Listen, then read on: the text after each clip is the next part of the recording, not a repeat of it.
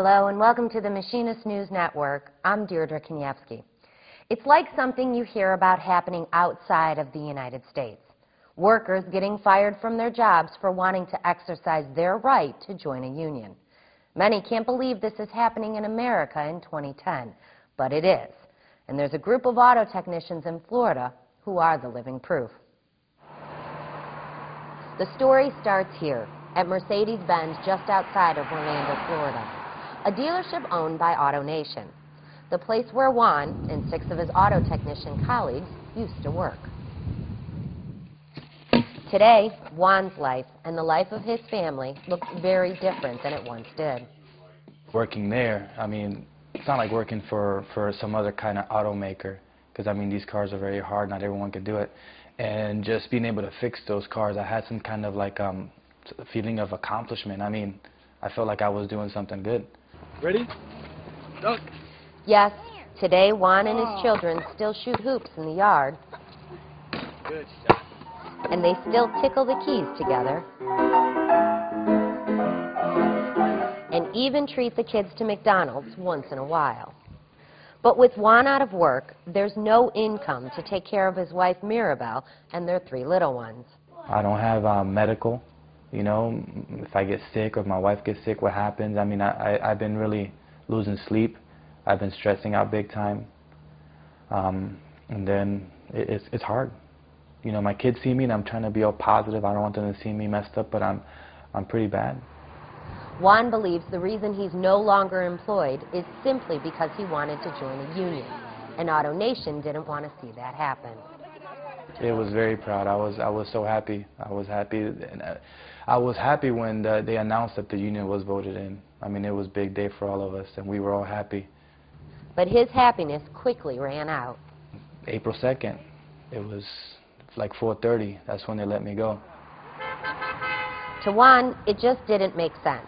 You see, the machinist tried to organize this Mercedes-Benz dealer back in 2002. Unfortunately, the union wasn't successful, and it was the workers who suffered.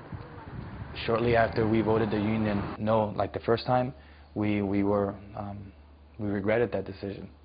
Promised the world if they voted against the union, the workers quickly realized they were lied to. The employees bought into the company propaganda or false promises, gave them raises. Eventually those promises turned into lies. They took everything they gave them back and more. So the IAM returned, wanting more than ever to help. But the damage was already done, because in automotive, you only get paid when you're working. I mean, jobs that I used to make, or they used to pay like maybe 8 hours, they cut it down to 4.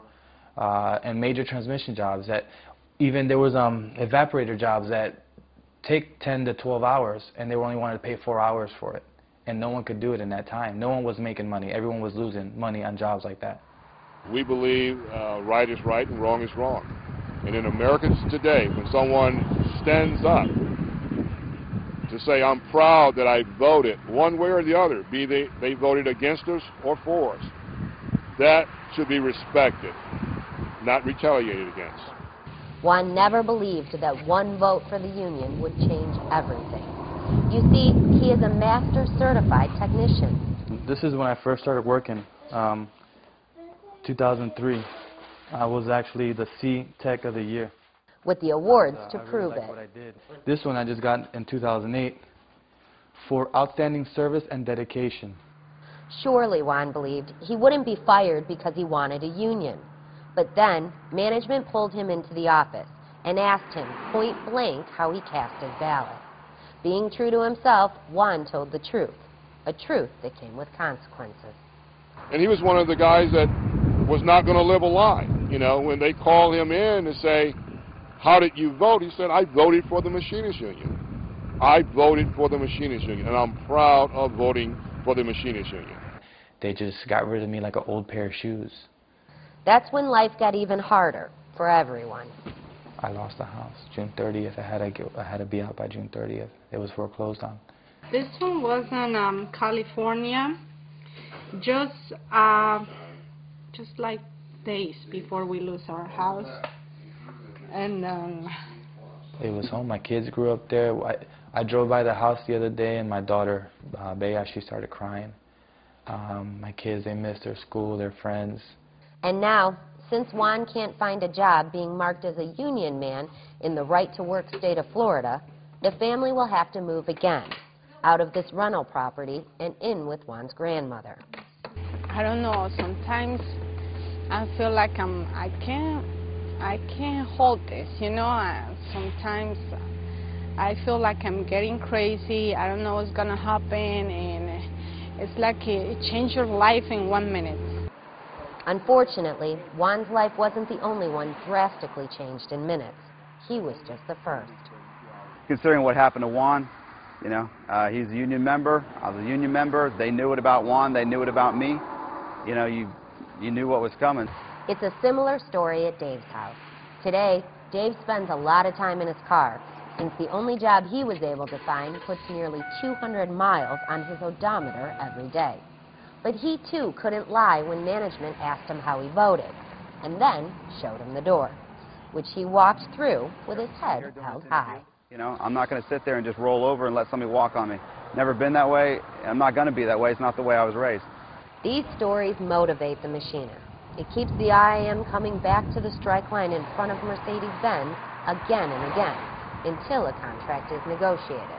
Because the machinists, like Juan and David, don't back down. You know, most of us that are in the labor movement came into a shop that was already organized. So we didn't have to do the fight that these guys have to do. These guys are the pioneers of the auto industry down here for fighting, because in the South, it's even harder because of the right-to-work laws. The workers who now walk the line are the ones who voted for the IAM. They want a contract. They want AutoNation to come to the table. And most of all, they want their jobs back. But if you ask them, they'll say there have been few fights in their lives more important than this one. I'm glad I was able to, in my life, there was a time when I had a choice to be able to stand up for myself, and I stood up for myself. So I guess at the end of the day, being where you're at, do you still want to be a fighting machinist? I sure do. As of right now, AutoNation refuses to recognize the union and come to the table to negotiate a contract. So far, the National Labor Relations Board has ruled in favor of the machinist and issued complaints on 45 violations. For more, you can log on to goiam.org. Thanks for watching, and we'll see you next time on the Machinist News Network.